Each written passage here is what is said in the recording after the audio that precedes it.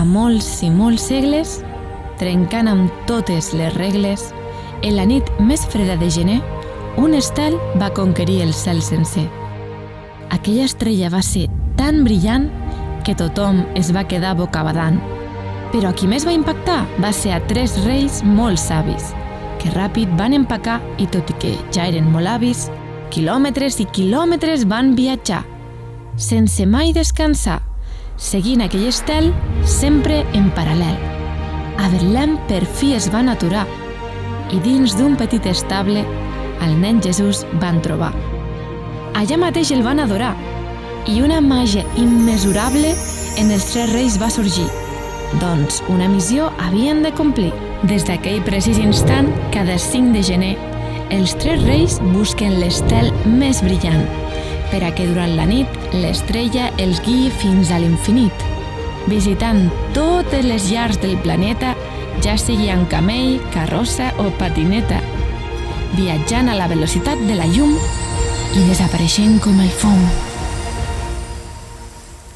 Repartint regals, amor i felicitat, amb molta generositat. Cada any ha sigut igual, els reis han arribat puntual. Però en aquest 2020, amb tot això que està succeint, una nova màgia s'ha despertat, més forta que la de sa majestat. El somriure dels nens s'ha convertit en un far de llum infinit. Doncs aquest any, més que mai, per tota la Terra fins a l'espai, la màgia ha ressorgit en els més petits. Doncs han sigut pacients, amorosos i agraïts. Molts dies a casa s'han quedat, amb mascareta s'han abrigat i a tota la família han ajudat. Per això, ara més que mai, aquest any tenim molt que celebrar i els reis no hi poden faltar.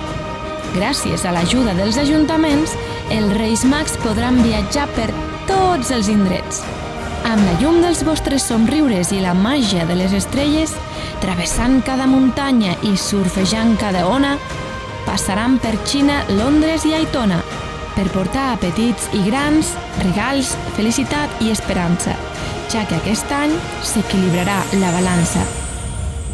I no us oblideu de deixar la sabatilla al balcó o al jardí, que els reis ja estan de camí.